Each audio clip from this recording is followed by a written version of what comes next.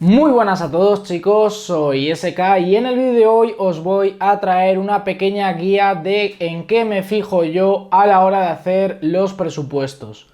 Muchísimos de vosotros me habéis preguntado, oye, ¿esto es compatible con esto otro? Cuando haces un presupuesto, ¿qué es lo que sueles mirar? ¿Por qué eliges esto con esto y no con lo otro?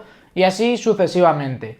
Pues bien, en el vídeo de hoy voy a tratar de explicaros el proceso que yo sigo a la hora de hacer los diferentes presupuestos que podéis encontrar tanto en mi canal como en el canal de M4Tech. Antes de comenzar con el vídeo, indicar que es un vídeo patrocinado por M4Tech y que por supuesto en su página web tendréis un 8% de descuento en todo el catálogo si utilizáis el código SK.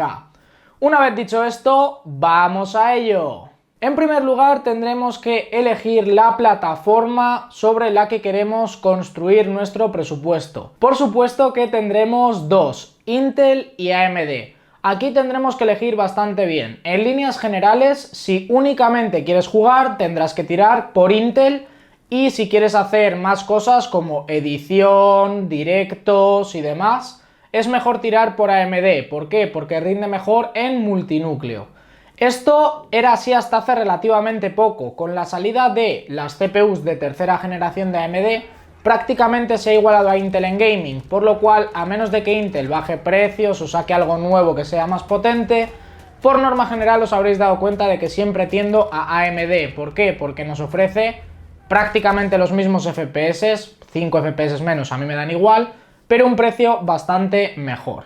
Una vez hemos elegido nuestra plataforma, tendremos que elegir la CPU. En caso de Intel es importante que sepáis que si queréis hacer overclock tendréis que coger una CPU terminada en K. Por ejemplo, 8700K, 9700K, 9900K. Si no tiene dicha K no vamos a poder hacer overclock en ningún momento. En caso de que cojáis AMD no tendréis que mirar nada de la K porque las CPUs vienen desbloqueadas y podremos hacerles overclock independientemente de en qué termine. Eso sí, las CPUs terminadas en X traen un extra de rendimiento gracias al XFR. Muy bien, dicho esto, ya vamos a elegir nuestra CPU independientemente de la plataforma y pasamos a la placa base. En el apartado de la placa base hay mucha gente que se confunde y coge una placa Intel para AMD o una AMD para Intel, sobre todo por supuesto los novatos, los que ya tengáis experiencia en el mundo del PC Gaming, pues esto lo obviamos. Tanto en placas Intel como en AMD tenemos distintos sockets. ¿Qué es el socket? Pues el hueco donde podremos meter la CPU. Y por supuesto, ¿esto cómo lo vamos a ver? Pues básicamente en cualquier tienda te va a aparecer un filtro por socket. En AMD, por ejemplo, existe el socket AM3, el FM2, el AM4, el TR4... aparte de muchos otros. Y en Intel tendremos 1150, 1151, 1155, 2011... ¿Cómo vamos a saber que es compatible para qué? Pues básicamente mirando el chipset. Con el chipset vamos a poder localizar, aparte de con el socket, porque te lo pone para que es compatible dentro de la página de producto, qué es lo que queremos hacer. Por ejemplo, en Intel si queréis hacer overclock tendréis que ir automáticamente a por un chipset Z. En los chipsets tenemos gama baja, gama media y gama alta, que os estaré dejando alguna imagen para que lo podáis ver, y esto se aplica tanto a Intel como a AMD. Tienen nombres diferentes, por ejemplo, el chipset tope de gama de Intel es el Z390 actualmente para el mercado de consumo y en AMD es el X570. Como veis no se parecen en nada, pero bueno, esto googleando podéis ver qué chipset es para qué y qué funciones tiene. Vale, visto esto pasamos a otro apartado bastante importante que es la RAM. En caso de que sea Intel, la velocidad de la RAM nos va a dar un poco más igual, ¿vale? En AMD sí que tendremos que buscar unas RAM rápidas. Con rápidas me refiero a que sus frecuencias sean de 3000 MHz o superiores. ¿Por qué? Porque las conexiones entre núcleos de AMD en Ryzen dependen de una conexión que se llama Infinity Fabric. Esta conexión va ligada a la frecuencia de la RAM. Cuanta mayor sea la frecuencia, más rápido irá. Entonces, si cogemos una RAM, por ejemplo, de 3200, nos va a funcionar mejor el equipo que con una RAM de 2400. En el caso de Intel no es así que si encontráis unas RAM baratas de 2400, pues a por ellas. Otro apartado bastante importante también referente a la RAM es comprar siempre los módulos de 2 en 2. ¿Por qué? Os estaréis preguntando. Pues básicamente para poder aprovechar el Dual Channel. Sé que hay muchas veces que sale una oferta de un único módulo de 16, por ejemplo, que sale nada, 5 o 10 euros más baratos que dos módulos de 8. Si cogéis el de 16, en algunos juegos tendréis tirones, parones, en algunos programas también. ¿Por qué? Porque se está usando un solo canal. Si compramos dos módulos, usaremos los dos canales, por lo cual va a ser más difícil que lleguemos a un punto en el que, digamos, nos pegue un tirón o demás por culpa de la RAM. Esto súper consejito. Además, también tendréis que fijaros en cómo de grande es el disipador de la RAM. Hay muchas memorias RAM que ahora mismo traen unos disipadores gigantes y que la verdad es que están súper chulas porque traen RGB y demás, pero también de cara a cuando hablemos de la torre tendremos que fijarnos en esto. Vista la RAM, pasaríamos al almacenamiento. Como siempre, yo recomiendo dos unidades de almacenamiento. Una unidad de estado sólido o SSD y una unidad mecánica convencional, un disco duro de toda la vida de Dios. En el SSD pondremos sistema operativo, juegos más pesados y programas más pesados. En el HDD, es decir, en el disco duro normal, meteremos todo lo demás. Documentos, fotos, vídeos, películas, lo que sea. Ahora, ¿por qué esto es tan importante? Porque el SSD va más de 10, 20 o 30 veces más rápido que un disco duro convencional, por lo cual con un SSD nuestro equipo tardará en encenderse 7, 8 o 10 segundos, con un disco duro normal 40. Esto nos va a dar cierta agilidad, el sistema va a ir mucho más fluido y en general la experiencia de usuario va a ser mejor. Dentro del mundo de los SSDs tendremos varios factores de forma y tipos, ¿vale? Lo más convencional es un SSD SATA de formato 2,5, que os estaré poniendo una foto, esto es lo más habitual del mundo, son los más baratos también, pero no son tan rápidos. Después de estos tendremos el formato M.2, pero también SATA, por lo cual tendrán la misma velocidad, pero un formato diferente, son unos SSDs más chiquitines. Y por último, que es a por lo que deberíamos de ir, están los M2 NVMe. ¿Qué es esto de NVMe? Pues significa que aprovecha ciertas líneas del PCI Express, por lo cual nos va a dar una velocidad mayor. Para que os hagáis una idea, un disco duro convencional, ¿vale?, es bastante lento. Esto no os lo tengo que contar porque ya lo veis y lo vivís. Un SSD SATA llegaría, dependiendo de sus memorias, por supuesto, a unos 550, 600. Pero un M.2 NVMe puede alcanzar 2000 e incluso 3000, tanto en lectura como en escritura. Se podría alcanzar más con PCI 4.0, pero son SSDs que a día de hoy son hiper caros y no recomiendo a nadie. Una vez explicado el tema del almacenamiento, vamos a pasar también a otro apartado muy importante, que es la tarjeta gráfica. Hay mucha gente que se confunde un poco y dice, pero si cojo Intel o si cojo AMD, la tarjeta gráfica esta es compatible, porque es que esto es Nvidia y yo he cogido una CPU AMD. Sí, es totalmente compatible, a menos de que tengas una placa de hace 15 o 20 años que iban con AGP, en principio por PCI Express es compatible y no hay ningún problema. Dentro de las gráficas también tenemos dos grandes marcas, AMD de nuevo y en este caso Nvidia. Puede que el año que viene se sume Intel también, pero de momento no lo sabemos. En ambas marcas tendremos siempre alguna oferta, algún precio mejor y demás. ¿En qué nos tendremos que fijar? Pues en caso de que solo queráis jugar, dependiendo de la resolución tendréis que buscar más o menos memoria. Con 4 GB se juega a la perfección en Full HD. Con 8 GB se juega a la perfección en 2K o incluso en 4K. Y ya con 11 o 12 GB pues se juega en 4K genial, ¿vale? Sin ningún problema. Sobre todo, si os tengo que dar unas pautas, yo en AMD siempre tiro por la 580, que suele estar muy barata, a día de hoy cuesta como 200 euros. La versión de 8 GB y como 150, 160 la versión de 4, entonces es una gráfica muy buena para jugar. Y también tendremos las 5700 y 5700 XT en caso de querer un extra de rendimiento. Pero esto ya sería para configuraciones 2K, 4K y demás. En caso de Nvidia tenemos algo parecido. La serie 16 sería la que yo miraría para gaming, las 1650, 1660, 1660 Ti. Estas gráficas, algo muy bueno que tienen es que traen un códec, ¿vale?, por hardware para el tema de los directos. Podremos utilizar la gráfica para hacer una retransmisión sin que haya prácticamente pérdida de rendimiento, por lo cual si sois streamers hay dos opciones, o coger una gráfica AMD y streamear con la CPU, o coger una gráfica Nvidia y streamear con la GPU.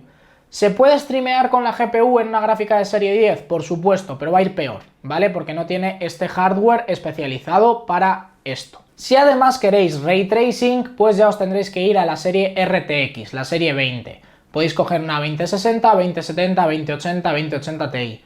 Esto depende todo del presupuesto. Si no sabéis qué gráfica coger, id mirando más o menos según vuestro presupuesto y con buscar en YouTube prueba rendimiento, gráfica, tal, te salen distintos vídeos con pruebas en distintos juegos y demás, y puedes ver cómo rinde. Algo muy a tener en cuenta también es el tema de la refrigeración de dicha gráfica, si tiene un fan, 2 o 3, y además de ello, pues también un poco el diseño, los materiales y sobre todo el tamaño. ¿Por qué? Porque dependiendo de la torre que cojamos, si cogemos una torre mini ATX y cogemos una gráfica de 30 centímetros, pues seguramente la gráfica no entre en la torre.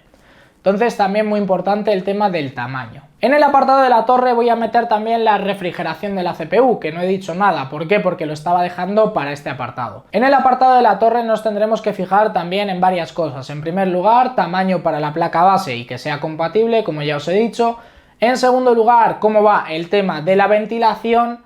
En tercer lugar, qué capacidad tiene para discos duros y demás. En cuarto lugar, qué capacidad tiene para poder esconder los cables y demás y que nos quede una build bonita. Y por último, tamaño de gráfica y qué capacidad tiene para distintos coolers o refrigeraciones líquidas. En este apartado, sobre todo, es importante que os fijéis, si queréis poner una líquida, con qué tipo de radiadores es compatible. Me refiero a tamaño. Si queremos meter una líquida de 360 milímetros, tendremos que buscar una torre en la cual se pueda poner, porque si no, pues te quedas sin líquida.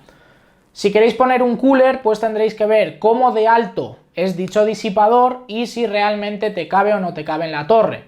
Y aquí entra el tema que os he comentado antes con las memorias RAM. La mayoría de la gente suele poner sus refrigeraciones líquidas en la parte de arriba de la torre. Si tú tienes una RAM con unos pedazos de disipadores así, lógicamente lo más seguro es que la líquida no entre en la parte de arriba. ¿Por qué? Porque el disipador de la RAM está ocupando su espacio.